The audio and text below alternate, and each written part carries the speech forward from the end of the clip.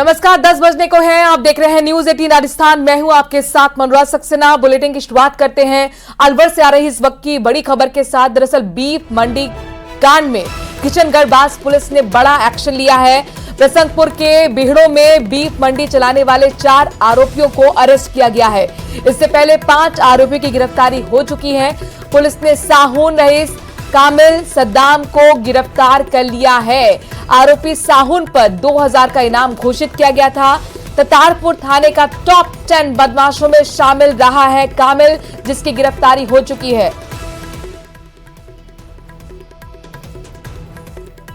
राजेंद्र हमारे संवाददाता अलवर से इस खबर पर ज्यादा जानकारी के साथ जुड़ गए हैं। राजेंद्र, जाहिर तौर पर यह पुलिस का बड़ा एक्शन कहा जा सकता है। 5 आरोपियों के बाद अब 4 और की गिरफ्तारी।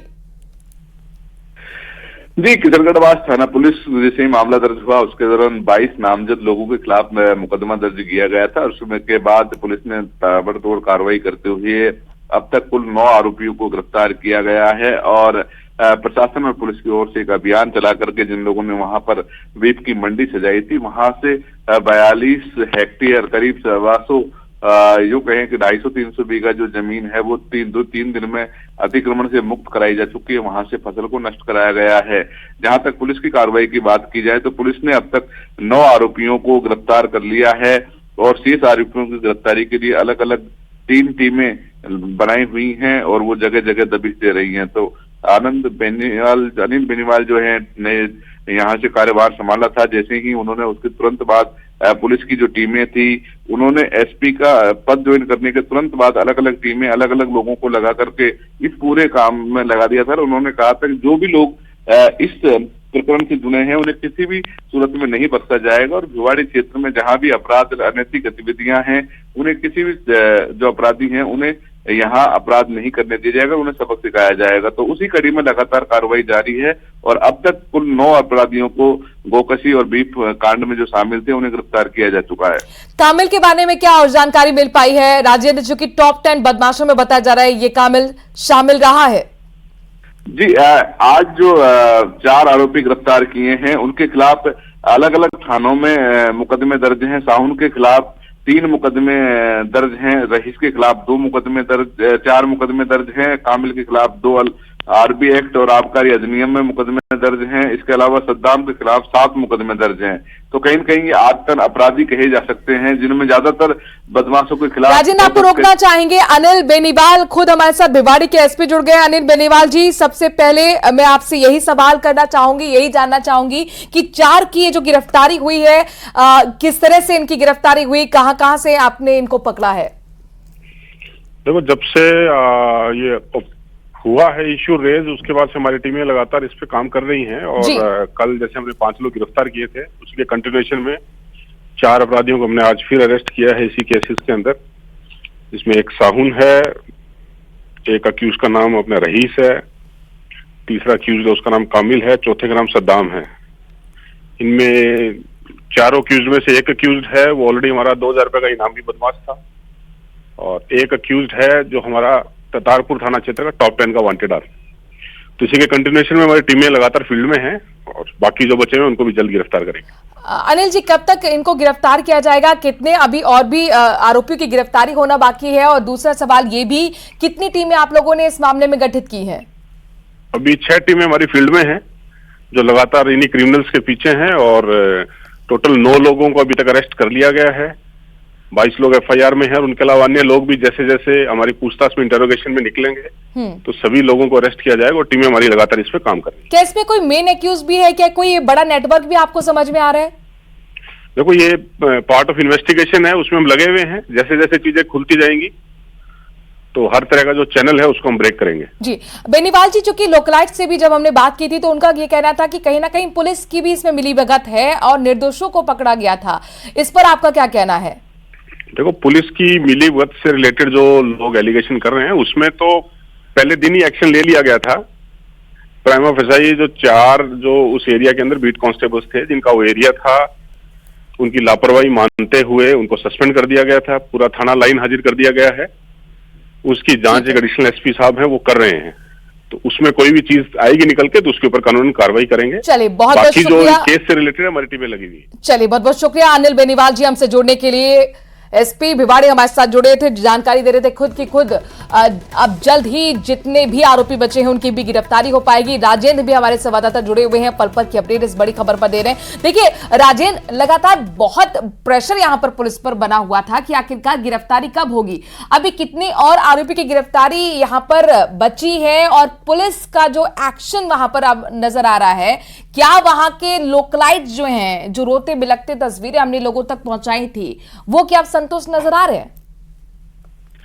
जी, जिन लोगों को रोते बिलखते परिजन मिले थे उनमें से अभी किसी की भी गिरफ्तारी नहीं हुई है। उन्हें पूछताछ के लिए पुलिस ने बुलाया हुआ है, लेकिन अभी तक उनके बारे में भी इन्वेस्टिगेशन जारी है, क्या उनकी संलिप्तता है। तो पुलिस अधीक्षक से इस बारे में मेरी बात हुई थी, तो उनका कहना है कि करीब 30 से अधिक लोगों को पूछताछ के लिए बुलाया था, लेकिन जब तक पूरे साक्ष्य नहीं मिलेंगे कि जो लोग इसमें शामिल हैं उन्हीं लोगों को नजर बनाए रखिएगा। राजेंद्र बहुत बहुत शुक्रिया फिलहाल के लिए। और इस समय की बहुत बड़ी खबर अपने दर्शकों को बता दें कि आरसीए में कभी भी एडहॉक कमेटी लगाई जा सकती है। खेल परिषद ने एडहॉक कमेटी के लिए पत्र लिखा है, रजिस्ट्रार सहकारिता को पत्र लिखा गया है। वैभव गहलोत के नेतृत्व वाली कार्यकारिणी को भंग करके एडहॉक लगाई जा सकती है। इस वक्त की बड़ी खबर आरसीए से जुड़ी हुई है। आरसीए में कभी भी एडहॉक कमेटी लगाई जा सकती है। खेल परिषद ने एडहॉक कमेटी के लिए पत्र लिखा है, रजिस्ट्रार सहकारिता को बकायदा पत्र लिखा गया है। आपको बता दें कि वैभव गहलोत के नेतृत्व वाली कार्यकारिणी को भंग करके एडहॉक कमेटी लगाई जा सकती है। महेश हमारे संवाददाता इस खबर पर ज्यादा जानकारी के साथ जुड़ गए। महेश, देखिए यही खबर थी कि राज्य सरकार और कहीं ना कहीं आरसीए के बीच में जो करार था वो आज आखिरी दिन है और सुबहट यही थी कि आरसीए में जल्दी चुनाव होंगे और इसके लिए ये खबर कहीं ना कहीं इस बात का प्रामाणिकता देती है कि एडहॉक कमेटी जल्दी लगाई जा सकती है आरसीए में। देखिए बिल्कुल जानकारी ये देना चाहूंगा कि जिस तरह से रजिस्ट्रार सहकारिता को जो है एक पत्र खेल परिषद की ओर से लिखा गया है, इस पत्र में एमओयू के उल्लंघन के संबंध में जो है ये बात कही गई है कि आरसीए के द्वारा एमओयू का जो उल्लंघन है वो किया गया। इस लिहाजा जो है यहाँ पर जो जांच है वो की जानी चाहिए सहकारिता की ओर से। तो अब सहकारिता को इस संबंध में निर्णय लेना होगा कि कैसे जो है वो इसकी जांच की जाती है और इस पर क्या कुछ डिसीजन लिया जाता है। तो अल्टीमेटली जो आमतौर पर जैसे ही सरकारें बदलती है और जब आरसीए में ये ट्रेंड देखने को मिला है कि एडहॉक कमेटी बना करके और जो मौजूदा कार्यकारिणी रहती है उसको भंग किया जाता है और उसके बाद में जो है चुनाव भी होते हैं और तत्कालीन जो जिस तरह से आमतौर पर देखने को मिला है कि जो सरकारें रहती हैं उनसे जो संबंध रखने वाले लोग होते हैं वो कहीं न कहीं आरसीए की सत्ता पर काबिज रहे हैं। तो इस बार भी ऐसा इस तरह का एक जो चर्चाओं में सबसे ज्यादा जो है वो ये देखने को मिला था कि जल्दी जो है यहाँ पर भी एडहॉक कमेटी अब बनने जा रही है, क्योंकि मौजूदा आरसीए की जो कार्यकारिणी है, पूर्व मुख्यमंत्री अशोक गहलोत के बेटे वैभव गहलोत यहाँ पर आरसीए के अध्यक्ष हैं और अब बीजेपी के कई नेता हैं वो आरसीए की राजनीति में काफी इंटरेस्ट ले रहे हैं, काफी दिलचस्पी उन्होंने दिखाई है। बीते दिनों जो अलग अलग भाजपा नेता हैं उनके बेटे भी जो है आरसीए में दाखिल हुए हैं, आरसीए की सियासत कर रहे हैं। तो ऐसे में अब ये चर्चा काफी तूल पकड़ चुकी है कि अब जल्द ही तदर्थ समिति यानी कि जो एडहॉक कमेटी है वो यहाँ पर अब बिठाई जा सकती है और इसके लिए जो कवायद है इस दिशा में वो ये माना जा रहा है कि ये लेटर जो है काफी अहम होगा और ये जो पत्र लिखने के बाद में सहकारिता इस मामले में जांच करेगा और जांच करने के बाद में जो डिसीजन है वो रजिस्ट्रार सहकारिता की तरफ से यहाँ पर एडहॉक कमेटी कुल मिलाकर आप ये माने एक अगला कदम है, यानी कि आरसीए में एंट्री पराक्रम राठौर की लगभग होती हुई नजर आ रही है। कहना गलत नहीं होगा महेश? देखिए बिल्कुल अभी ये कहना तो जल्दबाजी होगा कि पराक्रम सिंह राठौड़ आरसीए के अध्यक्ष की दौड़ में होंगे या फिर कोई और नाम आ सकता है, क्योंकि धनंजय सिंह है वो भी मंत्री पुत्र हैं, गजेंद्र सिंह खिमसर के पुत्र हैं जो कि पहले से ही आरसीए की सियासत में अपनी भागीदारी निभा रहे हैं। वो झुंझुनू से अध्यक्ष बनकर के आए थे और अब चूरू जिला संघ से जो राजेंद्र राठौड़ के बेटे पराक्रम सिंह है, वो भी इस समय में यहाँ एंट्री कर चुके हैं। हालांकि उनके चुनाव को लेकर के भी अभी विवाद की स्थिति बनी हुई है। कुल मिलाकर महेश, दो नाम सबसे ज्यादा यहाँ पर चर्चा में है, पराक्रम राठौर, राजेंद्र राठौर के बेटे, और खिवसर के बेटे धनंजय। अब कौन बनेगा आरसीए का अध्यक्ष, ये देखना दिलचस्प होगा। लेकिन इस बीच ये खबर बहुत महत्वपूर्ण है, आरसीए से जुड़ी हुई, और एडहॉक कमेटी आपको बता दें कि कभी भी लग सकती है। शुक्रिया तमाम जानकारी हम तक पहुंचाने के लिए। तो देखिए, बीजेपी के दिग्गज नेता राजेंद्र राठौर के बेटे पराक्रम राठौर की चूरू से क्रिकेट संघ के जिला अध्यक्ष चुने जाने के बाद आरसीए के अध्यक्ष पद की दौड़ में शामिल होने की अटकलें के बीच विवाद गहरा गया है। इस पर आरसीए में सचिव और उपाध्यक्ष के बीच विवाद छिड़ गया है। सचिव ने उपाध्यक्ष को नोटिस जारी किया है, शक्ति सिंह को कारण बताओ नोटिस जारी किया गया है, और 24 घंटे के अंदर उपाध्यक्ष को जवाब देने के लिए कहा गया है। आपको बता दें कि पराक्रम सिंह चूरू जिला संघ से अध्यक्ष निर्वाचित हुए हैं, और राजेंद्र राठौर के बेटे पराक्रम के चुनाव में शक्ति सिंह ऑब्जर्वर थे। आरसीए सचिव का कहना है कि आरसीए में शक्ति सिंह ने कोई स्वीकृति नहीं ली थी, और इसीलिए उन्हें कारण बताओ नोटिस जारी किया गया है। खबरों में आगे बढ़ते हैं। बीजेपी नेता ज्ञानदेव आहूजा ने आज किशनगढ़ की बीफ मंडी क्षेत्र घटना का स्थल का दौरा किया है, और उन्होंने कांग्रेस पार्टी पर इस दौरान जमकर हमला बोला। कहा, कांग्रेस पार्टी वोट और सपोर्ट की राजनीति करती है।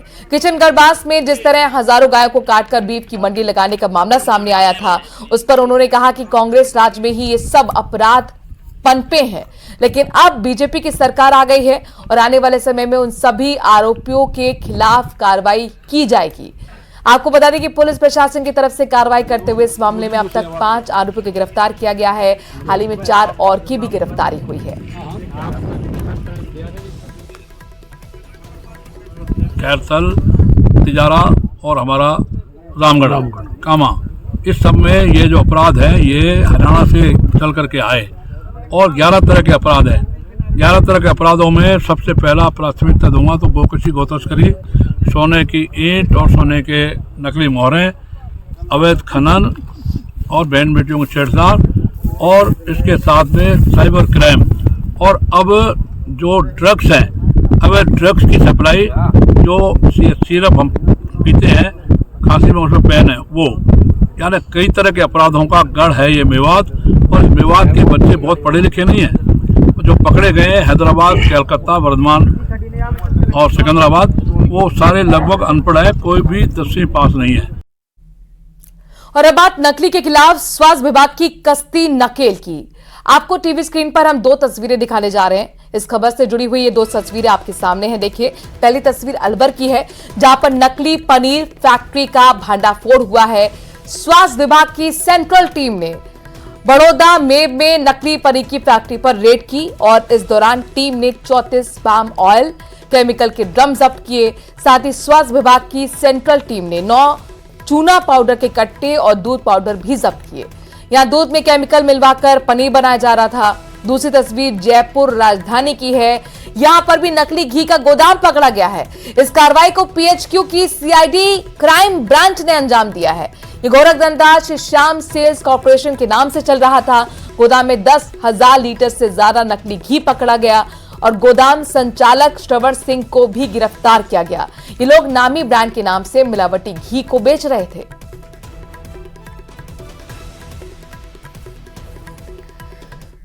और इसी खबर के साथ एक छोटे से ब्रेक के लिए यहां पर रुक रहे हैं। जल्द हाजिर होते हैं कुछ और खबरों के साथ।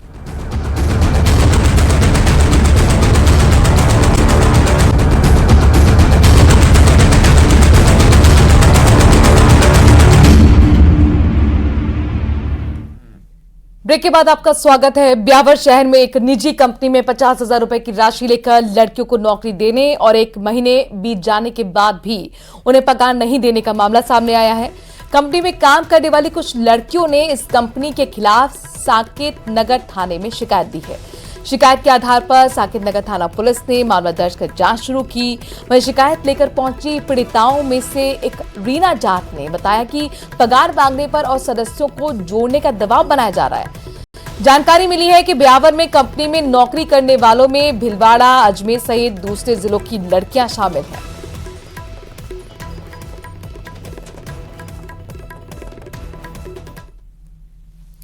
चलिए बढ़ते हैं आगे। भजनलाल सरकार ने तबादलों में जीरो टॉलरेंस की नीति अपनाने का दावा किया है। तबादलों में भ्रष्टाचार की शिकायतों से बचने के लिए सरकार के मंत्रियों ने ऐलान किया है कि वो भ्रष्ट अफसर कर्मचारियों को फील्ड से हटाएंगे और परफॉर्मेंस के आधार पर कर्मचारी की फील्ड में तैनाती करेंगे। वह यूडीएच मंत्री झावर सिंह खर्रा का कहना है कि राज चाहे किसी का भी हो, जिन्होंने लोक सेवा का फर्ज अदा किया, उन कर्मचारियों को बेहतर जगह पोस्टिंग दी जाएगी। जबकि पीएचडी मंत्री कन्हैयालाल चौधरी का कहना है कि कांग्रेस राज में भ्रष्टाचार किया गया, उनको बिल्कुल भी नहीं बख्शा जाएगा। जिन्होंने भ्रष्टाचार की मलाई खाई, उन्हें सजा भुगतनी होगी।